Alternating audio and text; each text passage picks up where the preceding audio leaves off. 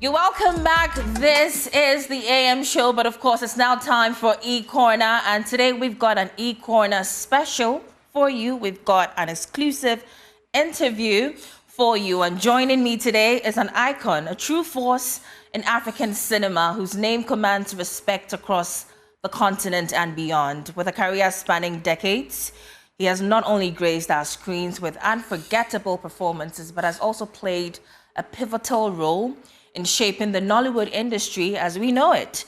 Now, from his riveting roles in the golden era of Nigerian cinema to his contributions behind the scenes as a filmmaker, voice actor, and industry advocate, his influence is undeniable.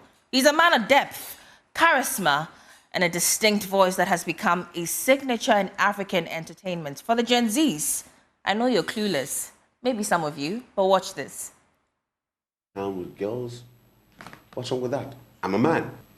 You're not a man, you're a dog. I'm a dog?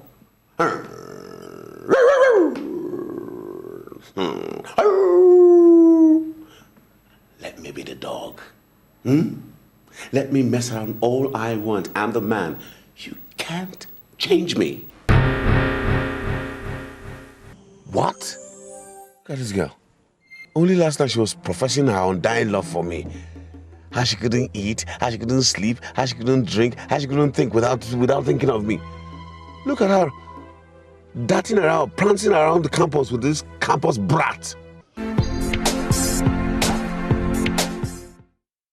And joining us via Zoom all the way from Nigeria is the legendary Segun Arinze. Thank you, sir, for joining us here on E-Corner.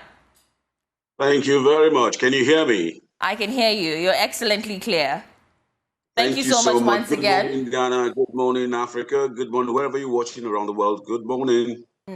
Good morning, good morning, good morning. I mean, we would have loved to begin our conversation very progressively, but this week we had some unfortunate news on the internet about, you not being too healthy. I know you have responded to that news. But for the benefit of your fans who probably never even heard you react to that story, how are you? I'm hale and hearty. I'm doing very well. I'm actually waiting to finish this interview so I can go back on location. I'm working. Right. But, the world's a crazy place now with social media being a junkyard where you have all sorts of manners of things being thrown at it. And so what now happens is that people just go to the junkyard and pick what they think suits their purpose without even verifying, without even trying to find out what the truth is. The truth has become laid bare in the junkyard, and it's such a shame, such a big, big shame. Anyway, thank you so much for clarifying. I mean, we are so happy that you're fine. I mean, clearly we can see that. But let's now have a conversation about the evolution of the film industry, the African film industry. Take us back to your era, during your time, compared to now. What were the biggest challenges, and perhaps what was the scene like during your time? Well, when we started, by the way, we're not the progenitors. We had the generation before ours, before we came in. And so we also brought with us our own kind of change for the movie industry. But when we started, people hardly believed in us. Right. We had to do everything. We had to do everything by ourselves. Had to look for the funds by ourselves. There was no encouragement, no government support. Even the corporate bodies were a bit reluctant in helping. So it was just a sprinkle here and there, When they give you, they say, okay, just take, let's see how it turns out. Right. But by bit of hard work, dedication, steadfastness, being focused, here we are today. And you can look back now and say, oh, Nollywood is this, Nollywood is that. But it came with a lot of hard work, blood, sweat, a lot of things that came with it. And we also we're not privileged to have the kind of equipment that we have now.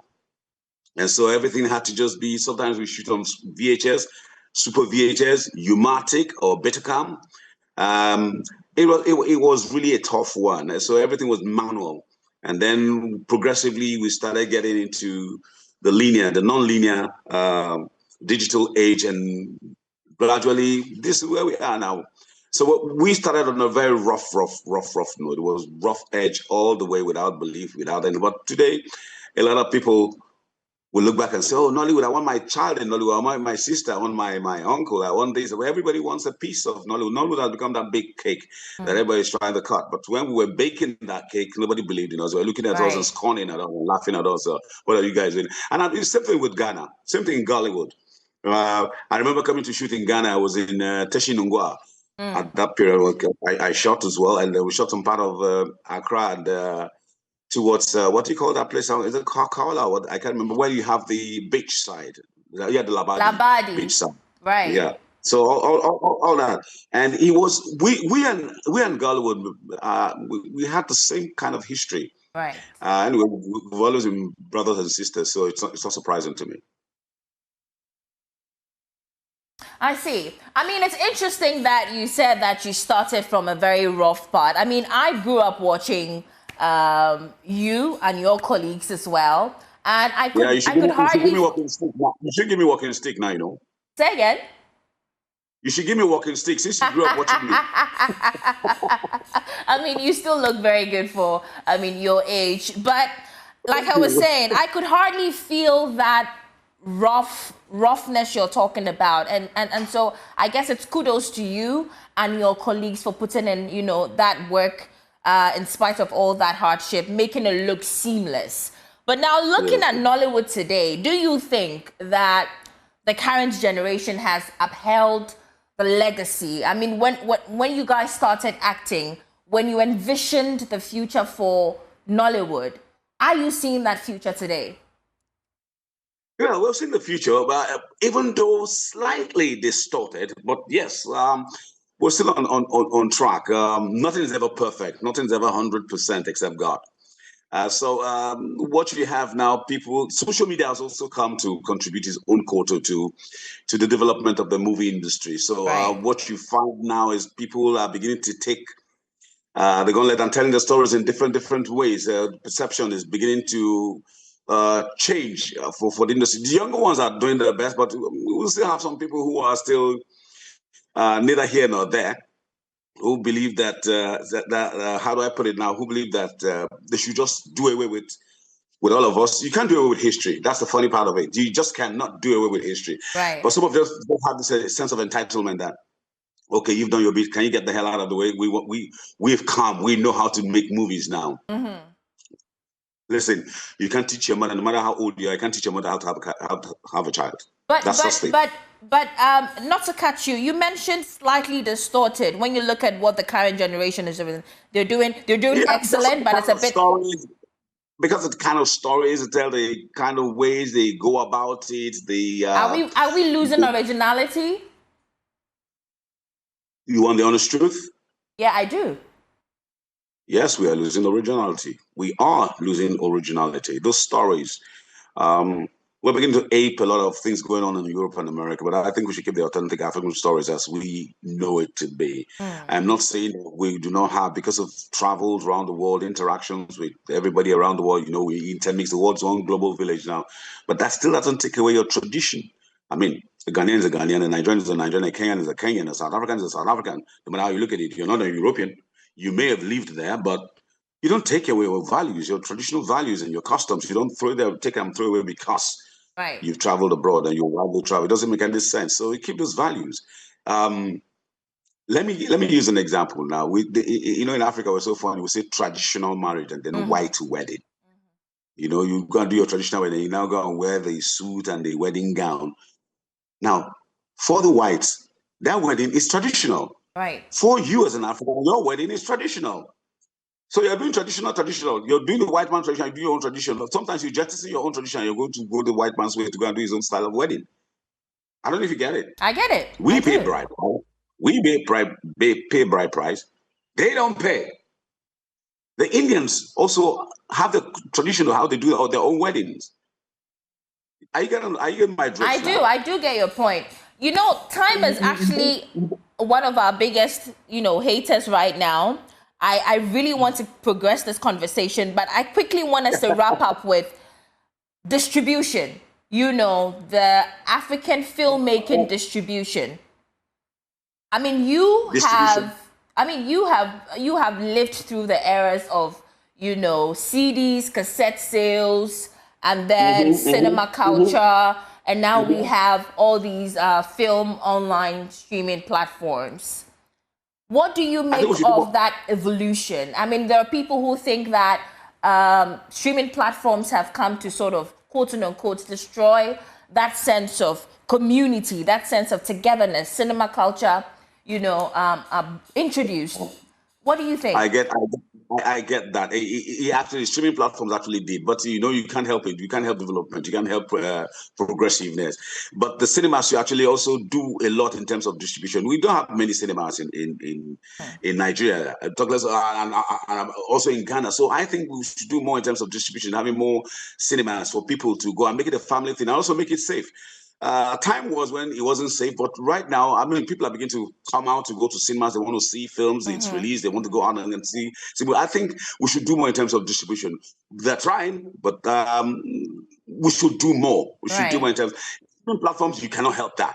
There's no way you can help that in the digital age. That has come to stay for sure. But they also will keep that tradition of cinema, going to cinema to go see movies, and it's very, very important that we do that. I see. I mean, we are in the digital era today with the introduction of AI. The possibilities are endless creatively. What kind of future? Even voiceovers, GPT chat, AI. It's come to stay, but now we need to find a way to manage, strike a balance between AI and the natural thing. I was just about to ask, what kind of future do you envision in the next 20 years? Hopefully, obviously, I'm hoping that you will be alive. What kind of future do you envision? What do you see in the next 20 years for the film industry, the African film industry? Well, we see us flying saucers all over, right? There'll be no buses, there'll be no cars, we'll all be flying in the air, but no, seriously. I see a great future for the movie industry, for entertainment, you know, taking it to a different level. We have the stories, and we should continue to tell our stories, our own narratives, and don't let other people tell the stories for us. Right. I see the industry progressing very, very well. Young stars making the headway, and more superstars coming up in terms of directors, actors, and everybody works in the background, works on a movie set. I see a great future, and I think it's going to be very enthralling, interesting times ahead for all of us. Right. Baba Segun Arinze, you have been absolutely phenomenal. I want to take this opportunity to just say something about social media. Social media has become very crazy. People don't even verify their stories before they go out and tell stories. Right. Imagine somebody just taking my picture off a movie set where I was working and put and say that his enemy or her enemy was sick. And the thing went viral. Everybody, in fact, it spiraled out of control. Right. And then I had to come out to make a statement and all that. And only just this morning, before I got on air with you, she went on my Facebook page where I had posted something and was saying, "I'm sincerely sorry. I sincerely apologize. Right. After you've caused me damage, my family, my friends, all over the world, I was getting phone calls. We're so sorry. A stupid doctor even took my picture to start analyzing his father's sickness. Baba, I'm so sorry, but I'll have to end the conversation here so I can make way for the next program. But you have been phenomenal. Thank you so much for speaking to us right here on Joy News. Thanks for having me. Right. And that's our show, folks, on E-Corner and on the AM show as well. We're wrapping up here. I'm Noella Karanyali. Up next is...